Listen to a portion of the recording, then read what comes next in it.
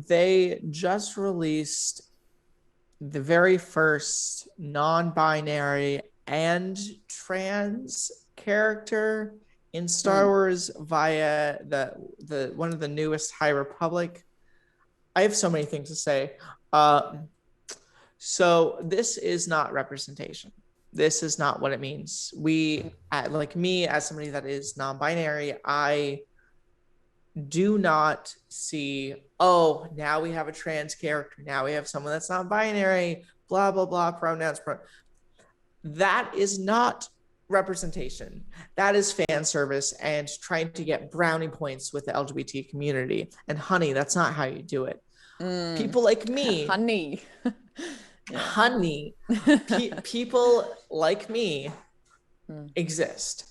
And if you want, and like, introducing a character and saying, like, introducing a character as the very first trans person and trying to get like all of this publicity and stuff, that's great, but that's not really like showing that you actually want to have diverse characters. That's showing that you want to make sure that people see you as having diverse characters. So if you want a character that is diverse, that is nearly, and I'm going to specifically be talking about the queer aspect of this.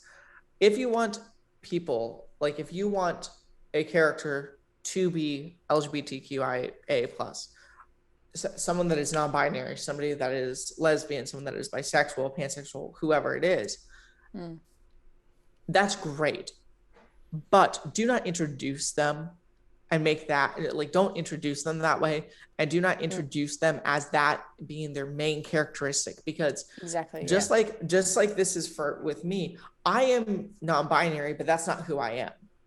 That's part of my identity, yes, but that's not who I am. I am somebody that works as like, I am a tech person, I am a YouTuber, I am a producer, I am a CFO, I am Clarice. I am a person outside of my identity. And introducing a character and having their entire identity be spotlighted, oh, this is the first person that ever in Star Wars that's non-binary. Well, that doesn't really bode well for like the fact that you're trying to show representation. What would have been better, and I hope that Disney people are listening to this, if you want to like actually learn and do this in the future, I hope Disney is listening. If you want to actually represent people and actually have diverse characters, you need to introduce characters and then have them come out. Because how much more interesting would it have been if you introduced these two people that very much look like they're transgender, very much look like they're non-binary, that they do not fit into the normal gender stereotypes and spectrums? How interesting would it have been if you would have introduced them, started this storyline, and through interesting storytelling and the storytelling of the thing that you're trying to push, revealed to people that they are LGBTQIA and specifically non-binary and trans?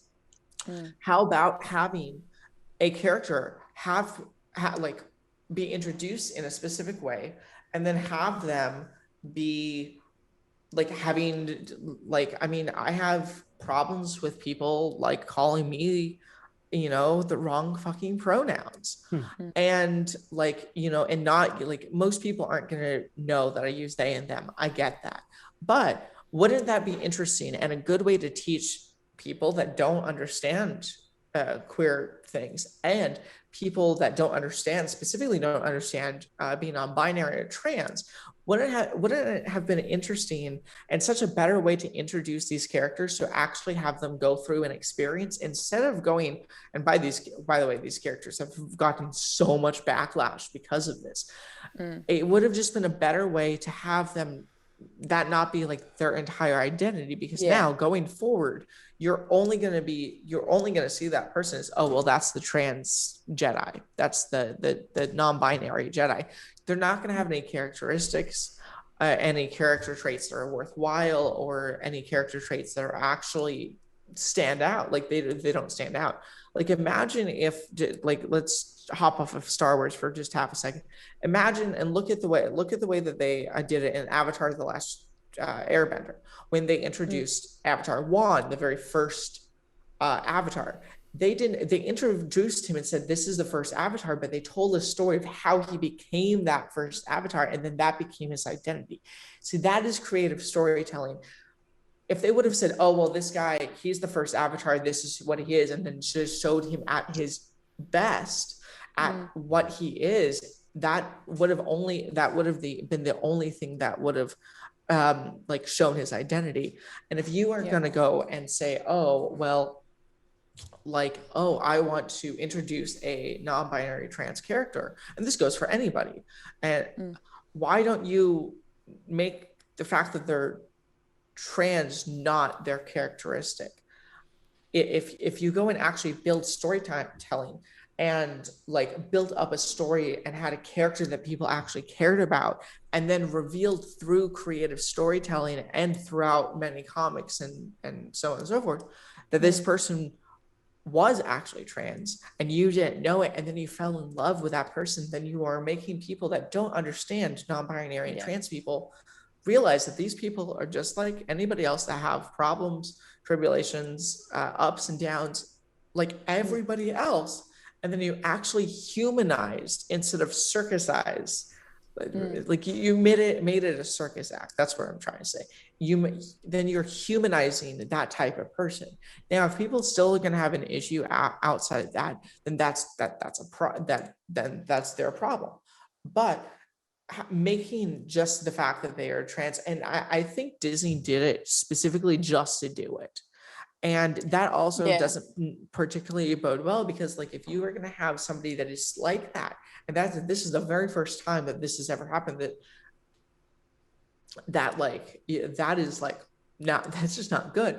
I mean, like this goes back into the point that I made earlier, that we had the very first lesbian kiss on screen in Star Wars, and it was a split second just hand shot of like two girls kissing. And I'm like, I don't know who those characters are. I know who they are because I'm a Star Wars fan, and I know that one girl had one line in one of the last 3 movies, but I don't know who she is. I don't know what her background is. It's cool that she's gay. That's great. But that now is making her entire identity gay instead of building up a character that we actually fall in love with and that we can identify with and is interesting. Like just introducing somebody as that, like that's okay if you want to do it. But the thing is that I haven't read the comic yet. I don't know if it's out yet, and I'm going to read it and see how. I don't know if it's quite out yet, and if it is, let me know.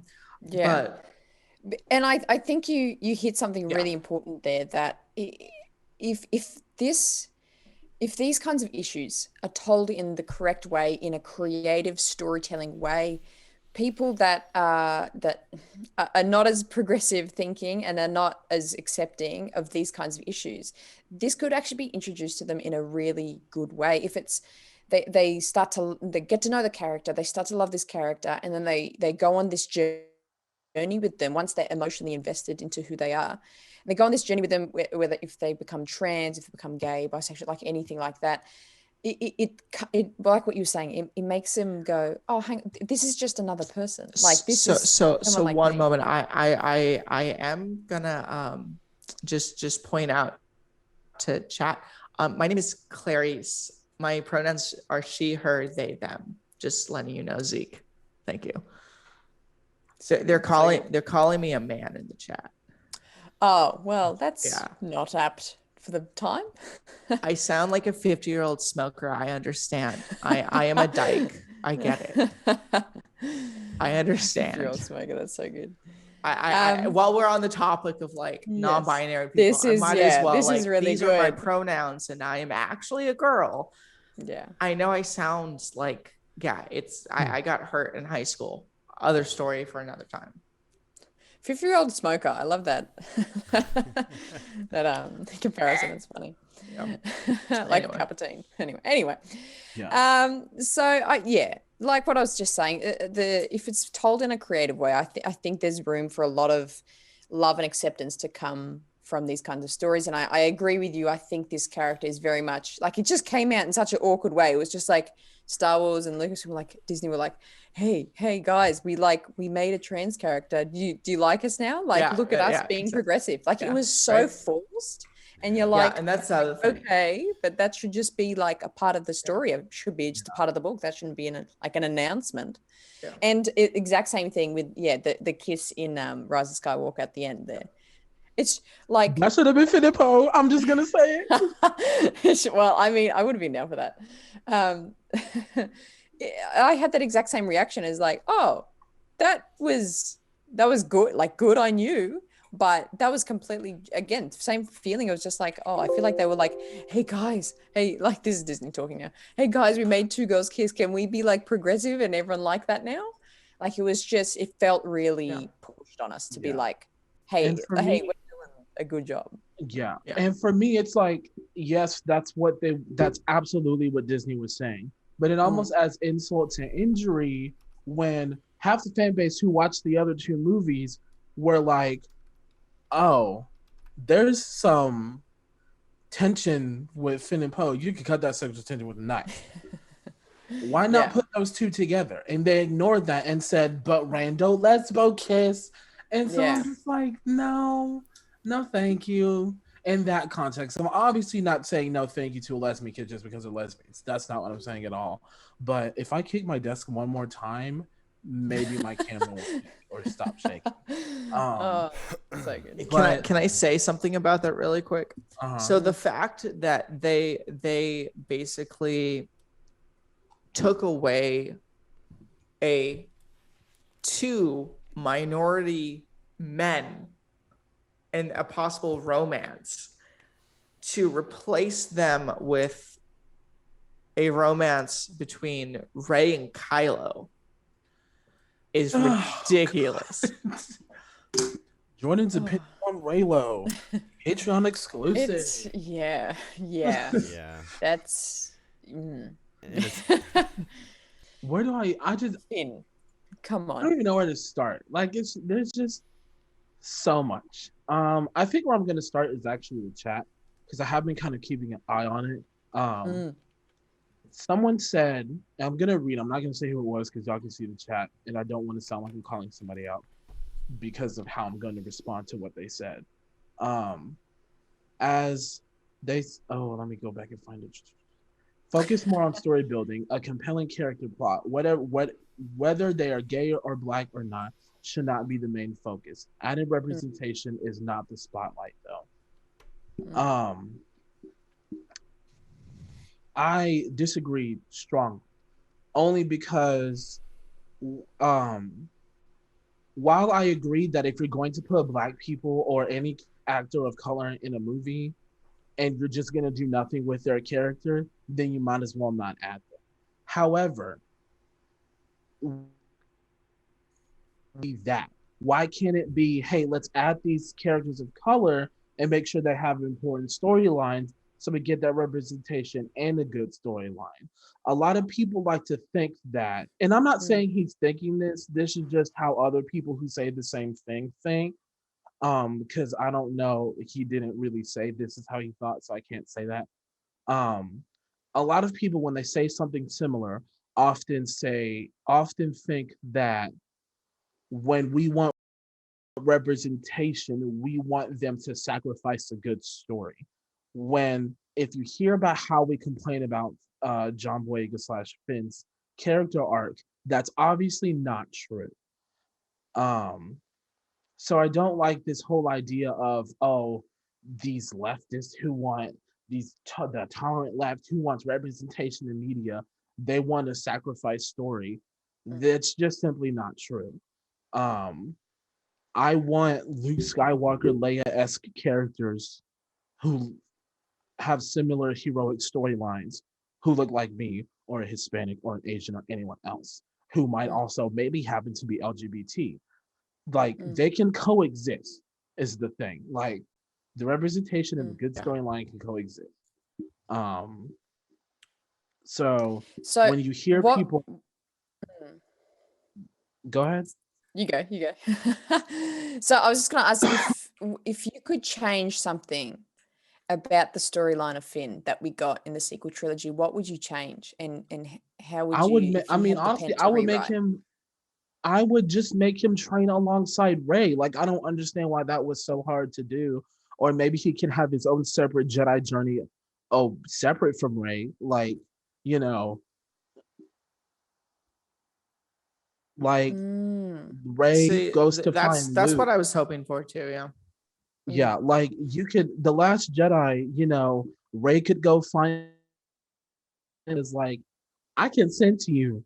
You're not fooling me. You have the force. mm, And she could do a little training with him or send him to different planets and stuff and be like, hey, we're gonna go here, do this so you can learn how to use the force. Here's Tython with the first Jedi Temple. Um, mm. on the off chance we can't find Luke or Ray can't find Luke, let's hop on this Seeing Stone and see what we can find. And just stuff like that. I would just, the way I would change it is by making him a Jedi. Yep. Yeah. And gay. And in love with Poe. What did you Please, say? yes. What did you say before, Claire? Pin and foe. Oh, pin Uh, and Yeah. foe. Amazing. it's the Yeah. pomance. The I've screwed romance. that up so many Yeah. times. Like like I there's so many Yeah, so there's many so many thoughts. things to unpack in there. Like For me, I just get mentally drained and just like, oh my, it oh becomes yeah. a jarring experience when I'm excited for John Boyega to be in The Force Awakens, get called the N-word for being excited because how dare a black person play a stormtrooper? That did happen Mm. once. I forgot what platform it was on. It was probably Facebook or Twitter because people on Twitter are insane. But I was like, this guy's going to be a black stormtrooper and he has his helmet off. I think he's going to betray the First Order. Mm. This is going to be an awesome story. You N-word, blah, blah, blah, blah, blah. But stormtroopers weren't black. How How dare do you you? know? You're crazy if you think that. You're How not do you even a know? Star Yeah, Wars how do you fan. know? How do you Go know? go to the camp, go to the stormtrooper barracks and tell me. Have Right, you done that? Then you can't right. say. You haven't done Exactly. Yeah. that. So Like here's the thing. So literally, Finn is the first stormtrooper we have ever seen take his mm, helmet off. Yeah. Take their mm, helmet off. The only other stormtrooper that we've seen their face was Gwendolyn Christie. That's the only other person. Which other thing, that's a whole real. other Yeah. like Yeah. the fact that you had the very first female commander, like her entire character was specifically made to just sell cool toys. That's what Yeah. that character was. And like Yeah. obviously that's what movies are. They're merchandise machines. That's what they do. But Mm. the fact that she literally had no story whatsoever besides she's like Finn's big bad, but like or Finn's foil, is that the story? Yeah, she's like Finn's like city, like whatever. And the fact that yeah, he does kill her and he wins, but why? Like what was their connection? I understand Yeah. that she was his superior, but you never see that. Yeah. Like It was just inferred. Like, oh. why didn't we see like some sort of flashback with Finn instead of Canto Bight? Why didn't you have a flashback of Finn explaining what was going on in the First Order? Yeah. And like him having like a side thing of like explaining and having like all of these problems of like PTSD of being conditioned and stuff like that, because obviously he had issues. And like the fact that like he has force powers, and I think that's what he was trying to tell Rey in the Last Jedi, or the last movie, the Rise of Skywalker. Yeah. But the thing is that like we don't know what he was going to say because they backed off of it, and he's like, oh, never mind, I'll tell you later. Like what the fuck does that mean? What sucks right now is that we as a fandom kind of ruined what opportunities I feel like we have with some of these actors, that with the words that we say on social media and the ways that we've reacted about everything, just everything with racism and just you're just for people being themselves. Like it's crazy to a point that any of these stories that we're talking about that we want to hope to happen or see, or Finn maybe training down the road, or Rey coming and training again, like episode 10, or another off movie, might be slimmer because of the fact that like we're causing that problem.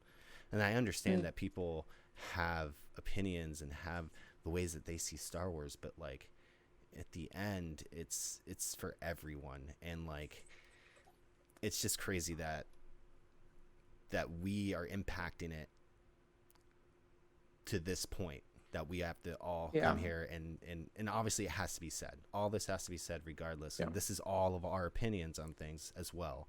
But you know, the stories, the characters that we should see going forward should just be diverse. Like just be a cast of you know, all types. Like there's no reason why 3 of the main heroes need to be of a white background all the time in a way, or if we do get to a point where we're like how we were here, where we had like 2 in a way that weren't white, but you still sidelined them, yet we still had a whole 2 trilogies of, you know, characters that have teams together throughout all the stories. Even though they split up, they're still equally in the movie and in the frame, getting the same kind of amount of story time. Disney listens. Okay, now Disney listens, so Moses and O'Shea should be the best written characters in that whole series. I mean, as far as like, I'm concerned. Okay, so like other diversities in Star Wars, Oscar Isaac is Guatemalan, and then Rosario Dawson. Yeah, I think he is. I'm pretty sure. I'm white, so I'm probably wrong. And then I just looked this up, so I wasn't right. Rosario Dawson is Puerto Rican. Like that's the extent, and like that's it. Guatemalan. He's Guatemalan. Thank you. Yeah, just confirming. So like, let's see. I mean, Yoda's white because Frank Oz. Frank Oz. Yeah. Yeah. Yep.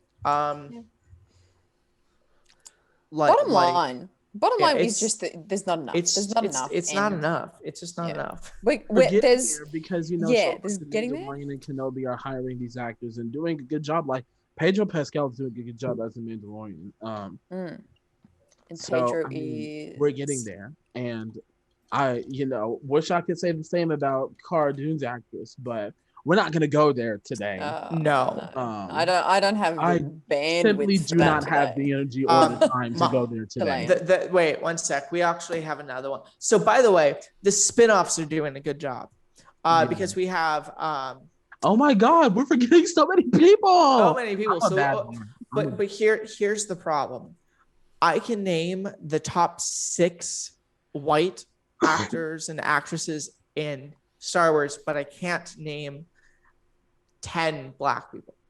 Yeah. But this is the problem, is that we are forgetting people, and I am not going to try to say Typho, yeah. Typho. Like Moff Gideon. Like I love the actor that plays him. I am not going to try to say his name with my white tongue. I will fuck it up. Yeah, he's yep. I totally feel that. James Earl Jones. I want to talk. James Earl Jones. Okay. Can we talk about Callus? See, that's an interesting. Callus's voice actor played Martin Luther King in a whole Martin Luther King movie. Really? Yes. Isn't that interesting? 1 sec. I need to see. I'm not even. Let's not do that. So yeah, for Callus's voice actor is black, correct? Yes. And Callus is a very white male. Yeah. See, this came out a couple of months ago with, I don't know if you guys have watched or familiar with Big Mouth, the Netflix show, animated series, and there is a half black, half white girl who was voiced by a white female, and they recast her. Even they're like a couple of seasons in, but they recast her to be voiced by someone who's half white and half black. So they to respect that of that character. And I even though it's an animated series, I thought that was really, really admirable to do that. And do you think that could happen in Star Wars as well? Like, I mean, Rebels is over, but unfortunately, I feel uncomfortable. I feel very uncomfortable that Callus is voiced by someone who's black. That's Yeah. I mean, like, do you feel uncomfortable in the sense that, like, why are they using this black person to voice a white character when they could have just like why do they have to make Callus white? Like that's my issue. Also It's true. like why? Why? Yeah. Yeah. No, I get. Yeah. I see what you're saying. I just wanted to make sure we clarified that so people weren't like, why is she uncomfortable with the black person act like I just no, didn't sorry, want that to it was happen. to clarify that. He should Callus should be black then. Like that's Yeah. he shouldn't be hidden behind that character. Yes. We have gone through a lot today, haven't we? We sure have. Yeah, we have. I feel like we hit a little. few of Just a those little. big questions. Yeah. With that being said, thank you all so much for joining us for this almost 2-hour chat. I think it's been 2 hours. I have Pretty no much. idea, no sense of time. Yeah. Yeah.